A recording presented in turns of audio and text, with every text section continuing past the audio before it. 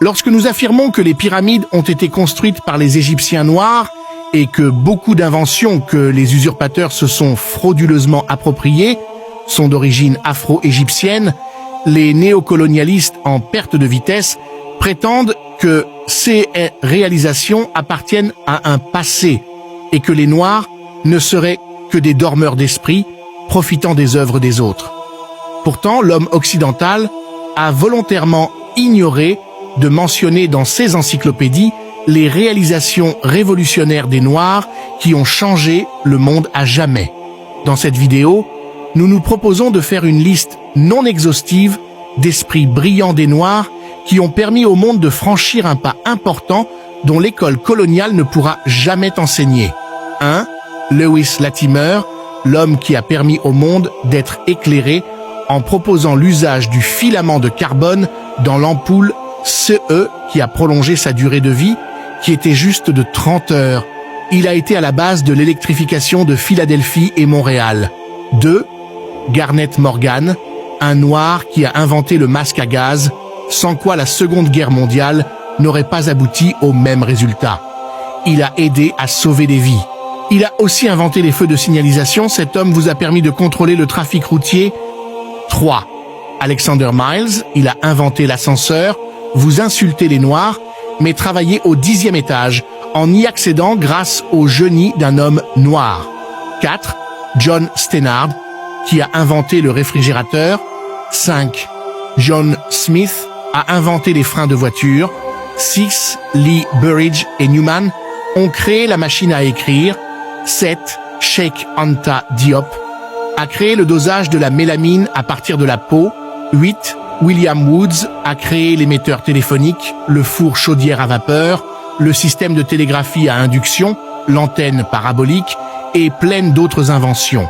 9. William Purvis a inventé le stylo à encre. 10.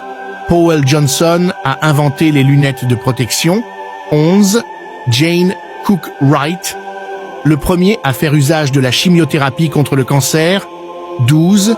Daniel Hale Williams, le premier à réussir une opération à cœur ouvert.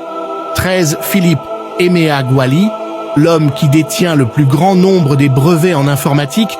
Il a mis au point plusieurs logiciels et a créé l'ordinateur le plus rapide avec 1,3 milliard de calculs par seconde. 14. James Lewis a créé l'antenne de détection par radar.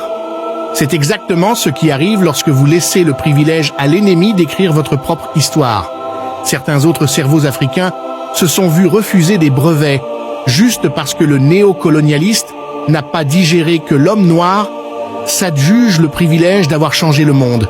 Des chercheurs gabonais, nigérians, ivoiriens, camerounais, congolais, béninois, sénégalais, togolais et autres ont mis au point des traitements contre des maladies considérées incurables, mais se sont vus supprimés par le néocolonialiste qui cherche à bloquer l'envol de l'Afrique.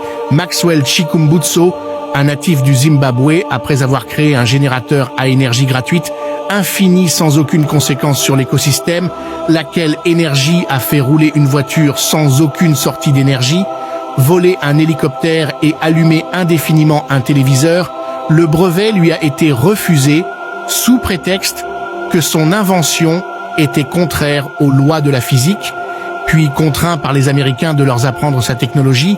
Un jeune étudiant de la RDC, Pierre Sédy, a récemment présenté un prototype d'une machine commandée par la pensée humaine. J'espère qu'une délégation venant de l'Occident l'a déjà contacté en vue de voler son invention pour s'en approprier comme ils l'ont fait avec notre histoire. Ainsi, nous constatons qu'à chaque fois qu'un Noir sur le continent met en place une invention révolutionnaire, il est soit supprimé, soit contraint de quitter le continent pour aller leur apprendre sa technologie, puis, n'ayant plus besoin de lui, le tue, puis s'approprie de sa création. La plupart de nos gouvernements en Afrique sont distraits. Au lieu de développer et protéger les potentialités que nous avons, ils se contentent d'aller déverser des millions à l'étranger. Pourtant, nous avons tout pour être une superpuissance comme l'ont été pendant des siècles nos ancêtres afro-égyptiens. Chers frères africains, Nous ne pouvons prétendre au développement sans recherche scientifique ni protection de nos cerveaux. Nos autorités doivent enfin se réveiller. Combattants de la liberté, like, abonne-toi et partage.